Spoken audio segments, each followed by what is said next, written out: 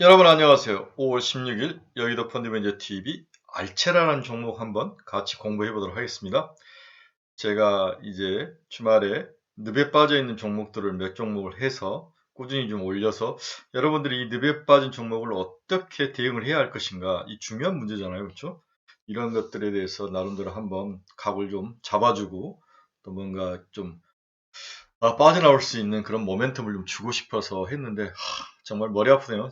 특별히 해드릴 말이 정말 없어. 또 자료도 없고 순수하게 제 뇌피셜로만 이야기하는 거니까 여러분들이 댓글로 자기 생각들을 좀 많이 달아주셔야 다른 친구들이 그 집단 지성적인 것들을 보고 댓글 통해서 배우는 게 정말 많잖아요. 제가 운영하는 그 우리 카페의 가장 큰 장점이 댓글들이 굉장히 많이 오르는 거죠.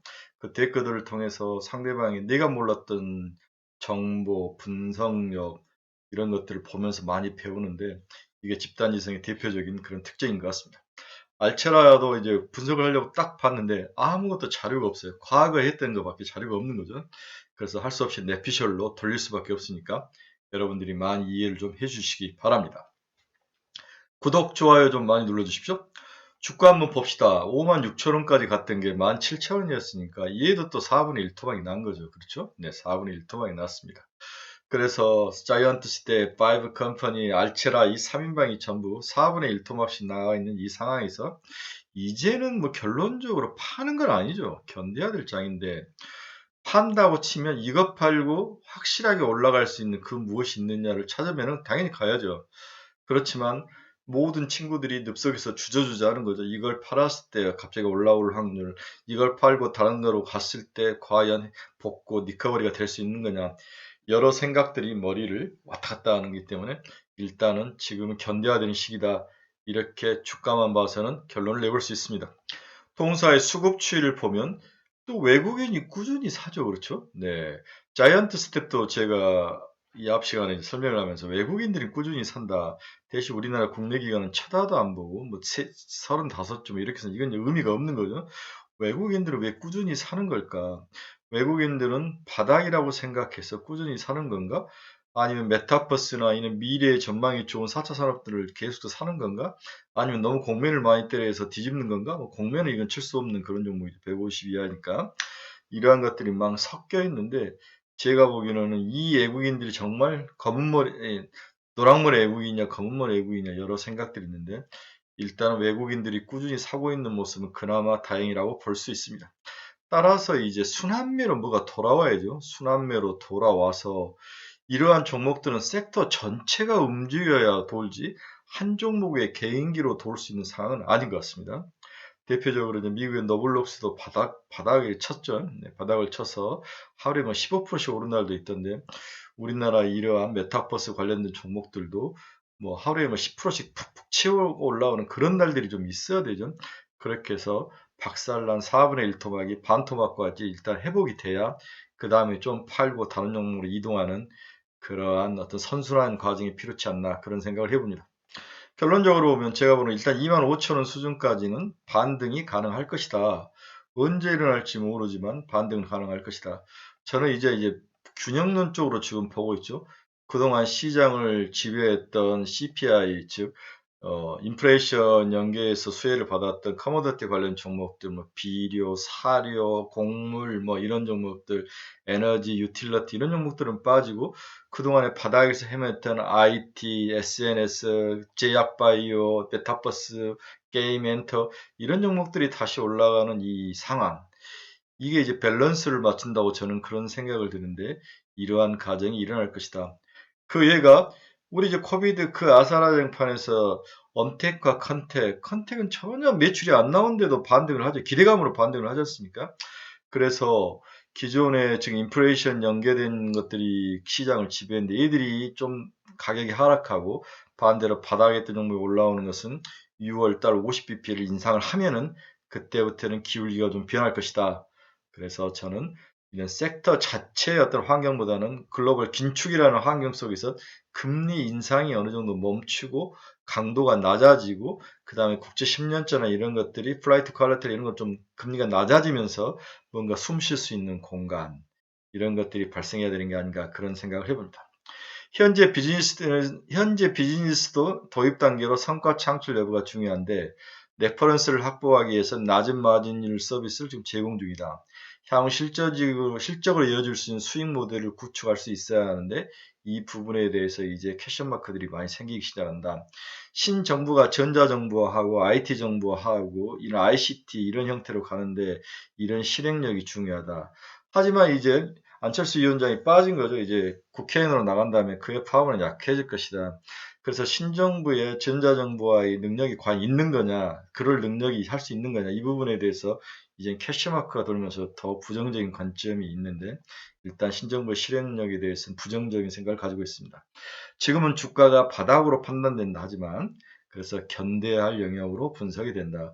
지금 옮기면 두 번 죽는 꼴이 되는 거죠. 네, 이런 면에서 고장난 시계 전략을 쓸 수밖에 없다. 하루에 두 번이라도 맞게 하는 고장난 시계 전략이 가장 좋은 전략일지도 모른다.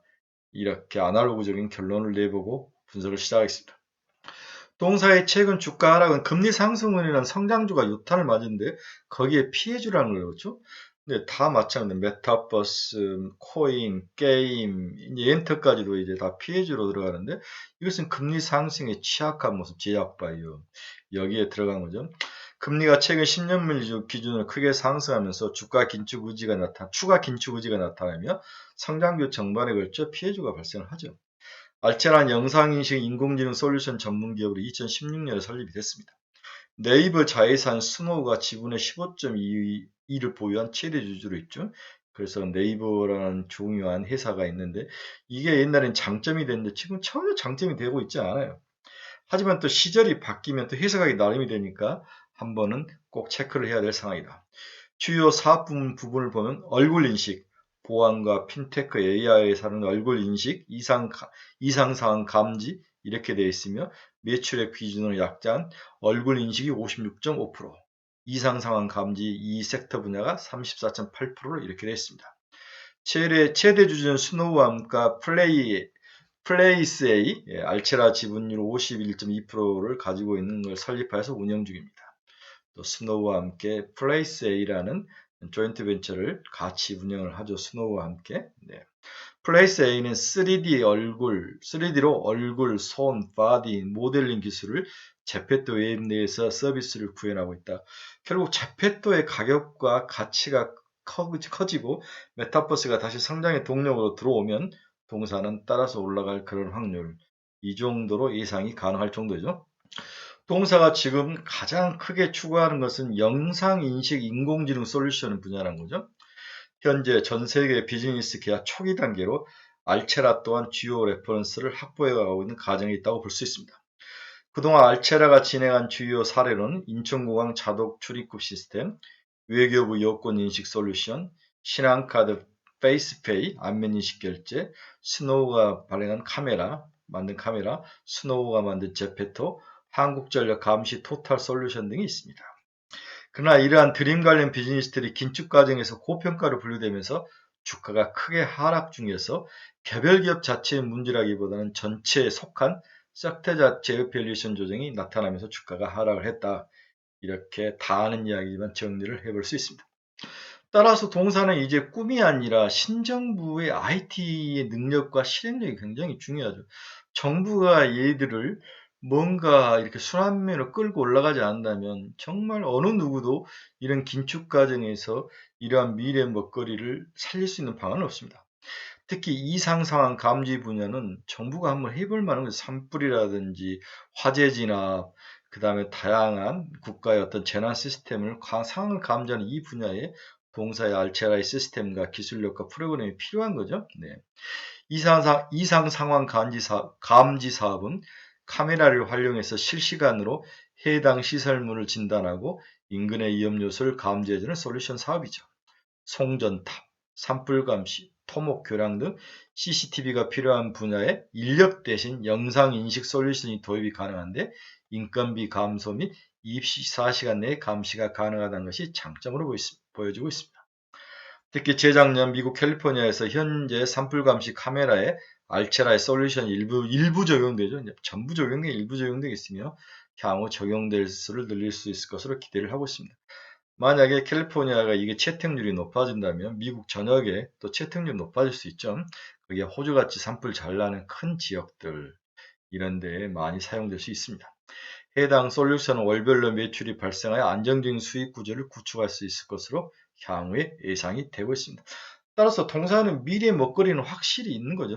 정부가 사업을 따면은 profit, 이득은 적지만은 스프레드 확장성은 엄청 큰 거죠. 한국 정부에서 사용됐다면 인도네시아 뭐 이런 우리나라에게 친숙한 그러한 동남아시아에서도 크게 활용이 가능한 점들이 중요한 향후에 어떤 그 큐를 성장시키는 밑바탕이 될 수는 있는 거죠. 따라서 현 정부의 IT 4차 산업을 이끄는 이런 ICT 정부, 전자정부화 할 수 있는 그 능력, 이 능력이 굉장히 중요한데, 안철수 위원장은 이 부분에 대해서 나름대로 그림을 그렸지만 지금 튕겨져 나왔잖아요. 그렇죠? 네, 제가 봐서는 윤석열 정부가 섞이지 못하는 부분이 있을 것 같아요. 특히 금리 상승이 멈추고 그동안 바닥을 헤매고 있는 IT 성장주 섹터주에 대한 기술적 반등이 무엇보다 필요한 시점이다. 최근 인플레이션의 증가, 그리고 커머디티 가격 상승, 그리고 전쟁 등으로 인한 다양한 요인이 구조적으로 멈추지 않고 있고 바닥 탈출에 시간이 필요한 것으로 보이나 이미 가격은 충분히 하락한 상태로 보여주고 있는 것은 사실이죠. 안철수 대는 한 가닥 희망도 버려야 할 가능성이 높아 부정적이지만 주식은 늘 이런 희망이 사라진 상태에서 기술적 반등을 모색하는 경향이 강하기 때문에 이제는 그래프를 봐도 견뎌야 될 영역으로 보여집니다. 즉 개별 종목 자체 힘으로는 살아 돌아오기는 불가능한 상태이므로 섹터 자체가 함께 잔등이 아니라 반등하여 움직이는 상황을 기다려 봐야 할 것으로 예상이 됩니다.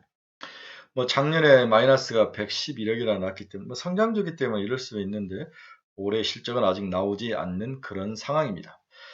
결론적으로 보면 뭐 특별히 제가 여러분들에게 어떤 자료를 가지고 해줄 수 있는 말은 없습니다. 전체적으로 긴축 기조가 좀 멈추고 IT라든지 성장주 반도체, 메타버스 이런 성장주 자체에 대해서 그동안 눌려있던 그러한 밸류에이션 조정 단계가 어느 정도 올라오면서 밸류에이션을 맞추는 그 과정 순환매로 돌아와야 되는데 여기에 대한 가능성은 확실히 있다. 따라서 2만 원, 2만 원인가요? 가격이? 네. 제가 가격을 잘못 봤는데 2만 5천 원까지는 충분히 버틸만 하다. 지금 한 17,000 얼마죠? 그러니까 25,000원까지는 한번 버텨서 이 정도 가격이 상승해서 올라오면 그 다음에 향후 전망 투자 전략 생각을 그때는 50% 무조건 팔고 나와야 되죠. 더 이제 올라갈 수도 있지만 그러한 전략을 여러분들에게 강력히 권해 드립니다. 거의 다 순환매에 막바지에 와 있는 것 같습니다. 새로운 순환매로 반도체, IT, 메타버스 이러한 성장주들이 올라오지 않을까 그 기대감이 무르익는 이번 주입니다. 꼭 반등을 해보기를 강력히 기도해 봅니다. 물려 계신 분들, 늪속에서 헤매는 우리 친구분들 용기 잊지 마시고 조금만 참고 견딥시다. 여러분 감사합니다. 즐거운 하루 되십시오.